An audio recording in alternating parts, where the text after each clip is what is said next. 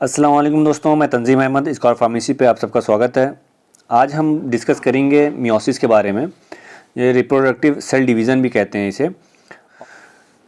Reproductive cell division by meiosis occurs only in special organ of the body. ठीक है, जो reproductive cell division या meiosis जो हो रहा है आपका, वो स्पेशल ऑर्गन में होता है। वो ऑर्गन कौन सा है आपका? फीमेल्स का गोनाड जिसे ओवरीज कहते हैं, और मेल्स का गोनाड जिसे टेस्टिस कहते हैं, इसमें होता है। Result in the production of gametes that contain half of the genetic material. जो ये फॉर्म कर रहा है तो हमें रिजल्ट में क्या मिलता है? गैमीट्स का फॉर्मेशन होता है उसमें। गैमीट्स में मतलब जैसे आपका मेल्स का स्पर्म हो गया और फीमेल्स का ओवम हो गया। इसमें जो जेनेटिक मटेरियल होता है, जो क्रोमोसोम की संख्या होती है, वो 23 होती है। नॉर्मल जो सेल्स होती हैं उसमें जो क्रोमोसोम की संख्या होती है वो कितनी होती है? 46 होती है। बट यहाँ पे स्पर्म या ओवम की अगर हम बात करते हैं, इसमें जो क्रोमोसोम की संख्या होगी वो कितनी होगी? 23। मतलब कि डिप्लॉयड सेल से हैप्लॉयड सेल में कन्वर्ट हो रही है। डिप्लॉयड सेल जिसमें गुणसूत्र की संख्या, क्रोमोसोम की संख्या 46 होती है, और हैप्लॉयड सेल ऐसी सेल जिसमें क्रोमोसोम की संख्या 23 रह जाती है, 23 रह जाती है। तो यहाँ पे ये डिप्लॉयड से हैप्लॉयड में कन्वर्ट होती है, मतलब 46 से 23 में इसका कन्वर्जन होता है। This reduce number is called the haploid. जो ये 46 से 23 हो रहे हैं, इसको कहते हैं हम हैप्लॉयड। 10 gametes are haploid. तो आपके स्पर्म या ओवम कितने क्रोमोसोम्स होते हैं? 23। तो ये हैप्लॉयड्स कैटेगरी में आएंगे। The fertilization of male gametes, sperm and female gametes, ova restore the genetic material to its full complement of 46 and thus zygote become a diploid cell.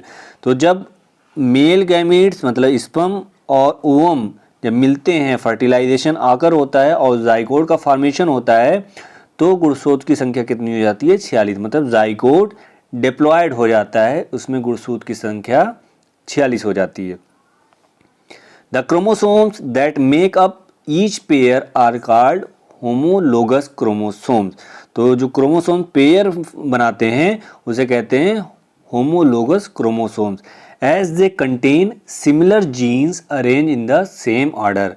तो ये जो आपके होमोलोगस क्रोमोसोम होंगे, सेम जीन, सिमिलर जीन्स रखेंगे और उसी क्रम में जीन उपस्थित होंगे। An exception to the homologous chromosome is a pair of chromosomes called the sex chromosomes. Homologous chromosomes में एक एक्सेप्शन ये है कि उसमें एक आपका सेक्स क्रोमोसोम होता है, जिसमें क्रोमोसोम्स डिजिग्नेट किए जाते हैं एक्स और वाई से। In female the homologous pair of sex chromosome consist of 2x chromosomes. अगर फीमेल की बात करते हैं, उसमें जो क्रोमोसोम होता है उसमें क्रोमोसोम कौन सा रहेंगे? एक्स क्रोमोसोम रहते हैं। और वहीं पर अगर ये मेल की बात करते हैं तो it consist of 1x and 1y chromosome. तो इसमें जो सेक्स क्रोमोसोम होंगे, एक एक्स होगा क्रोमोसोम और दूसरा वाई क्रोमोसोम होगा। The other 22 pairs of chromosomes are called autosome. जो रिमेनिंग 22 पेयर्स क्रोमोसोम हैं उसे ऑटोसोम्स कहते हैं। बात आ गई समझ में? 23 पेयर क्रोमोसोम्स होते हैं, जिसमें से अगर एक पेयर क्रोमोसोम सेक्स क्रोमोसोम हुआ तो रिमेनिंग 22 क्रोमोसोम्स, पेयर क्रोमोसोम्स क्या हुए? ऑटोसोम्स कहलाते हैं। बात आ गई समझ में? आइए आगे चलते हैं। अब मियोसिस जो होती है उसके दो स्टेजेस होते हैं, मियोसिस फर्स्ट और मियोसिस सेकंड। तो पहले हम मियोसिस फर्स्ट को देखते हैं। मियोसिस फर्स्ट में 4 फेजेस होते हैं। कौन कौन से? माइटोसिस में जैसे हमने पढ़ा था 4 फेजेस, प्रोफेज, मेटाफेज, एनाफेज और टेलोफेज। मियोसिस फर्स्ट में भी ऐसी होगा, बस आगे फर्स्ट लग जाएगा। Prophase first, metaphase first, anaphase first और टेलोफेज फर्स्ट। अब प्रोफेज फर्स्ट को देखते हैं। In prophase first the replicated chromosomes shorten, coil, thicken and become visible. तो जो रेप्लिकेटेड क्रोमोसोम, जैसे कि हमने माइटोसिस में पढ़ा था कि इस फेज में क्रोमोसोम की संख्या बढ़ती है, मतलब डीएनए रेप्लिकेट करता है। तो अब यहाँ पे जो प्रोफेज फर्स्ट की बात हो रही है, इसमें वही क्रोमोसोम्स जो रेप्लिकेट हुए हैं अब वो शॉर्ट होंगे, क्वाइल होंगे और थोड़ा मोटे हो जाएंगे और वो दिखने लगेंगे। ठीक है। The nuclear membrane and nuclei disappear and the mitotic spindle develops. तो इसमें जो न्यूक्लियर मेम्ब्रेन है और जो न्यूक्लियाई मौजूद होते हैं वो डिसअपेयर हो जाते हैं, माइटोटिक स्पिंडल यहाँ पे डेवलप हो जाते हैं। इसको अभी हम डायग्राम में देखेंगे। At this time, the chromosomes pair up with their homology and are brought so close together by a process called synapsis, wherein they are lined side by side. अब इसी क्रम में क्या होता है कि जो क्रोमोसोम्स होते हैं, पेयर क्रोमोसोम्स की बात हो रही है यहाँ पे, होमोलोगस जो क्रोमोसोम होते हैं, होमोलोगी, वो एक दूसरे के करीब आते हैं और ये प्रोसेस को कहते हैं हम साइनाप्सिस। क्या कहते हैं? साइनाप्सिस। करीब आते हैं और दोनों साथ साथ मतलब जुड़ने की उसमें आ जाते हैं, दोनों अब जुड़ेंगे। नेक्स्ट लाइन में देखते हैं, the resulting pair of homologous chromosomes each with 2 sister chromatid is called a tetrad.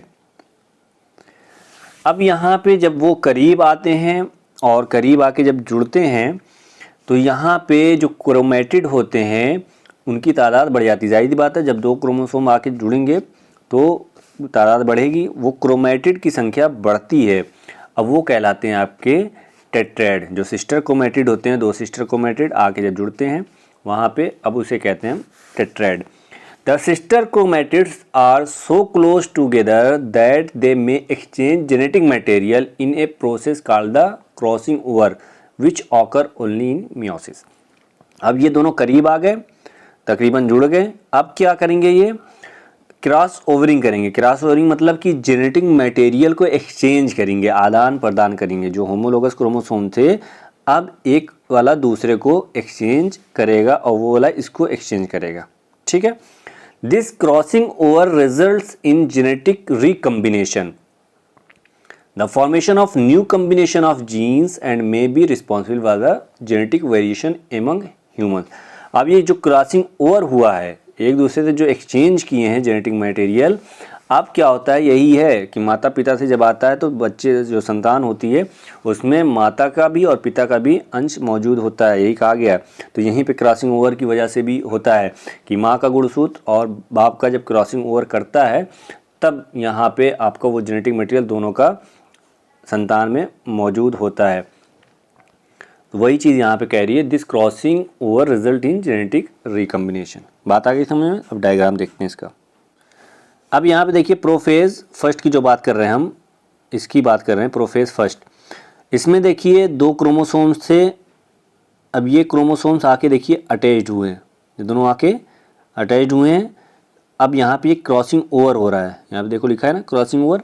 Crossing over करने के बाद क्या होता है कि ये वाला जो ग्रीन वाला देख रहे हैं, ग्रीन वाला इसको अपना जेनेटिक मटेरियल को देगा और ये वाला इसको, तो आदान प्रदान होगा।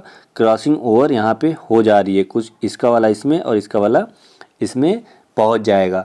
और इसमें प्रोफेज हमने देखा था जो आपका स्पिंडल का फॉर्मेशन हो रहा है, यहाँ पे देखिए स्पिंडल का फॉर्मेशन हो रहा है।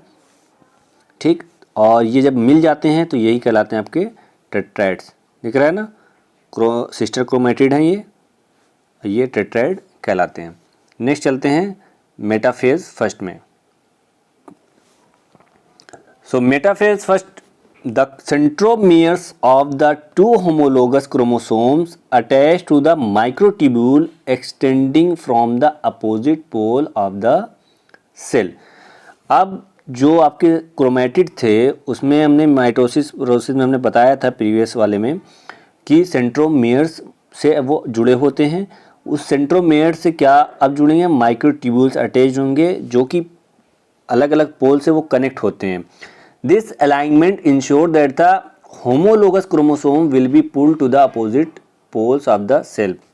जैसे कि मैंने बताया था कि मेटाफेज में क्या होता है कि अब ये क्रोमोसोम्स एक लाइन में अरेंज हो जाएंगे ताकि जब ये स्प्लिट हों तो अलग अलग सेल में बराबर की क्वांटिटी में क्रोमोसोम्स पहुँचें।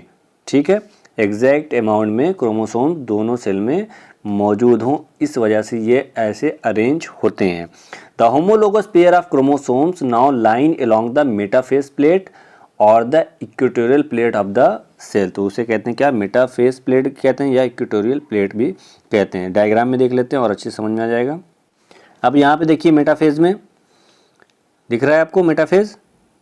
अब यहाँ पे देखिए ये अरेंज हो गए हैं, ये आपके जो सिस्टर क्रोमेटिड से जो टेट्रेट्स का फॉर्मेशन हुआ था, अब ये एक लाइन में अरेंज हो गए हैं। अब यहाँ पे ये आपके माइक्रो ट्यूब्यूल्स हैं जो कि सेंट्रोमेयर से अटैच्ड हैं। यहाँ दिख रहा है सेंट्रोमेयर ही हैं, ठीक है।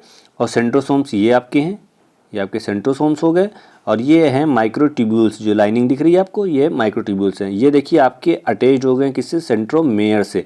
अब यही आगे वाले हम फेज में देखेंगे, यही ये वाला जो सेंट्रोसोम्स है ये माइक्रो ट्यूब्यूल्स की सहायता से अपनी तरफ खींचेगा और ये वाला अपनी तरफ खींचेगा, तो ये स्प्लिट हो जाएंगे, अलग अलग हो जाएंगे, ठीक है। आगे देखते हैं, तो इसी को कहते हैं क्या, मेटाप्लेट्स भी कहते हैं।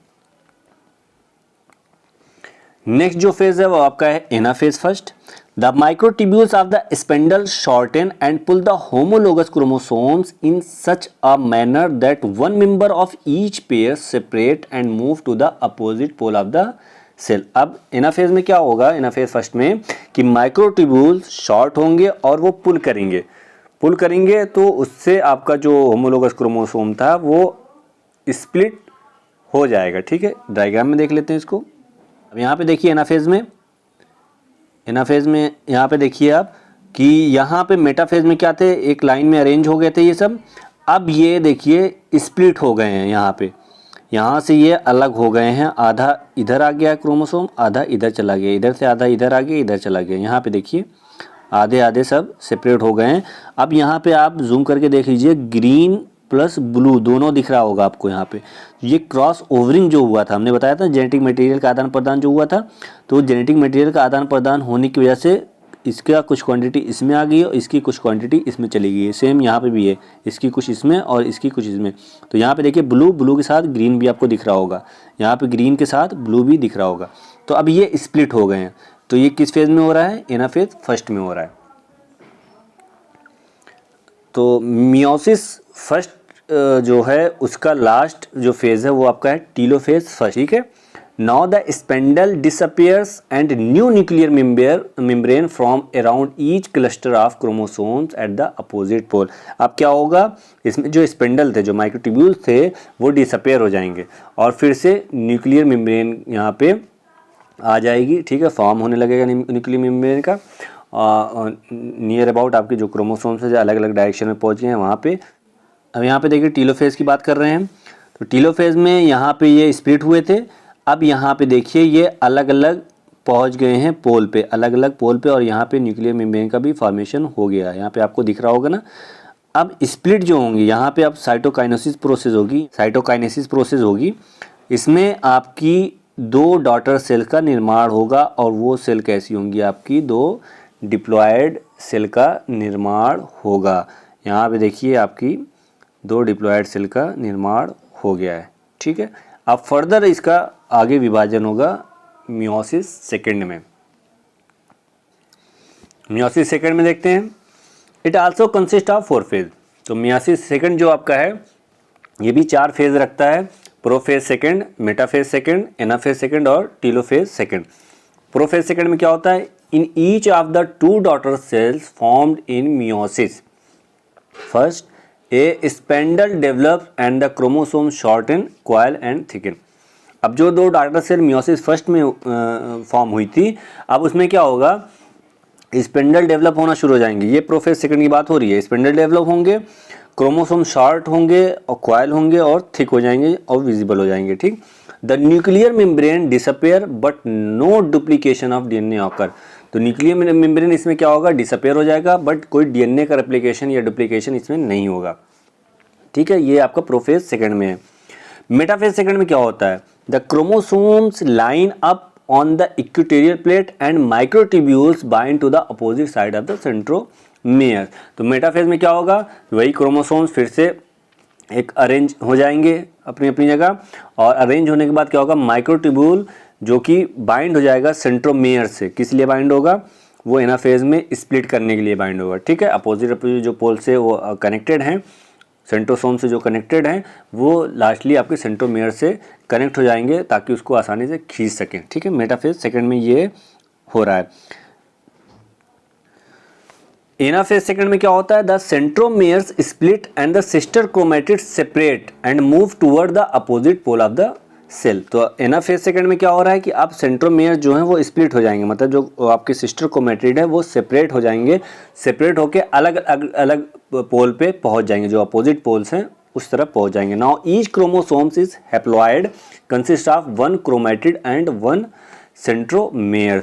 अब जो आपके हैप्लॉइड सेल बनी है, फॉर्म हुई है, उसमें आपका एक क्रोमैटिड और एक सेंट्रोमेयर रहेगा। ठीक, टीलोफेज सेकंड में क्या हो रहा है, द स्पेंडल डिसअपेयर। अब इसमें जो माइक्रोट्यूब्यूल्स थे, जो स्पेंडल्स का फॉर्मेशन हुआ था, अब यहाँ पे ये डिसअपेयर हो जाएगा and new nuclear membrane forms around the separated chromatid. अब जो क्रोमैटिड सेपरेट हुए हैं उसके इर्द गिर्द न्यूक्लियर मेम्ब्रेन का फॉर्मेशन होगा। The result is 4 haploid daughter cell, each contain half the genetic material compared with the original parental cell.